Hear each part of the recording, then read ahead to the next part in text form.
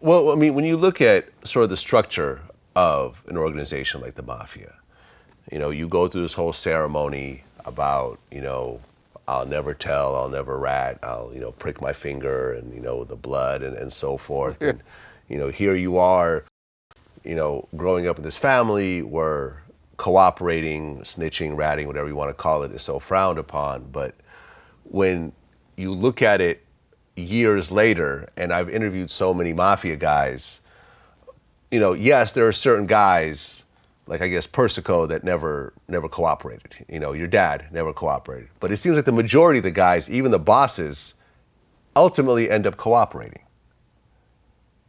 And do you feel like, in a way, this whole snitching thing is a bit of a mind fuck, where the bosses pretty much tell everyone, don't cooperate so I can continue to make my money, but once the bosses get hit, a lot of times they do cooperate? It could be. I mean, I can't answer for them. I mean, I could only talk to you about what led me up to cooperating. Yeah, I mean, look at Joe Messina. He was the boss. He cooperated. I mean, he told people to go kill people and then gave them up. Yeah, definitely it could be a mind fuck. I mean, I can't speak for them. I can only speak for myself. What made me cooperate? What made me cooperate was what I explained to you. Plus, I didn't want to spend the rest of my life in prison for them. I mean, why? Yeah. I mean, it's one of those things. Listen, where... could I tell you a quick story? Please about do. What one of the issues that made me cooperate? Why the people? So before my father got out of prison, my sister got into a car accident with a limousine. So my father called up his partner at the time, Mikey Gal, who was a soldier in the Gambino family, and told them my daughter got into an accident. And he tells my father, I know. Me and Pete took care of it, meaning Pete Gotti, who was the official boss of the Gambino family. So my father goes, great. 2 weeks later, or 3 weeks later, my father gets out of jail in 97, and he's home, and he's in the yard, and Mikey walks in the yard. And my father goes, what are you doing here? You're on my list. You can't be here. He goes, well, I had to come. Pete sent me. So my father goes, Pete sent you. What does he want? He gives my father a piece of paper. My father opens it up, and it's an invoice for $1,800. So my father said, what's this for?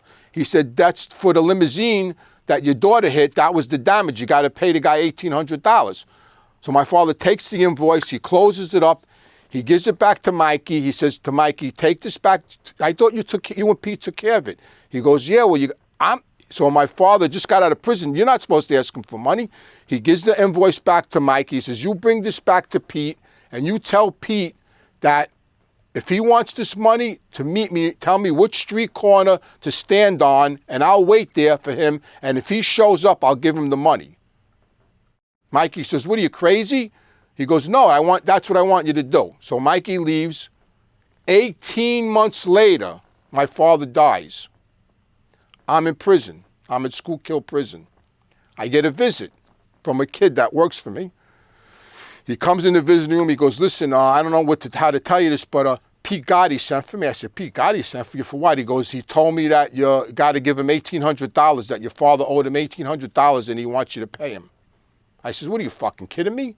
He goes, no. He goes, he wants $1,800 out of the vending company. I said, so what did you do? He goes, I paid him. I said, you paid him? He goes, yeah, what am I going to, it's Pete Gotti. I paid him the $1,800. I was flabbergasted. I said, I didn't, to this day, I'm still flabbergasted. I go back into prison. I tell the wise guys in the prison, they go, I can't believe he did that. I make a phone call to a guy in New York who's a wise guy, and I tell him, what is this guy doing? I'm in jail. How could he do this to me? He goes, he's doing it to everybody. So in a nutshell, here's a guy who's the boss. He waited didn't ask my father for nothing because he knew he would have to kill him and he didn't have the balls to do that. So he took the money off me while I was in prison. So where was my loyalty? When the time came, where was my loyalty? To myself, to my family, or to these people? Yeah, well, Anthony, I appreciate you sharing your story. And I think the consistent thing that you always hear in these types of interviews is that, you watch movies like Casino or Goodfellas, and, the mafia lifestyle gets so glamorized. It gets marketed so well by Hollywood yeah. that everyone, not only wants to be in it, but, romanticizes it. Rappers talk about the mafia in songs, name themselves after various mafia members and so forth. But ultimately, when you hear these stories, you hear of destruction, you hear of, families not having their fathers, drug abuse, wives who have to raise kids by themselves. And ultimately, after going through that, you get out and there's really no prize at the end. You have to start your life over as a middle-aged man. Yeah.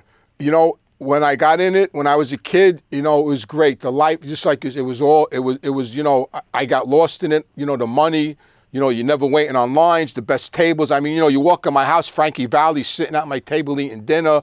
Louis Prima's in my house eating dinner. Frank Sinatra, my father's sitting with Frank Sinatra and Jilly's drink. You walk in Jilly's and my father's sitting at a table with Frank Sinatra drinking.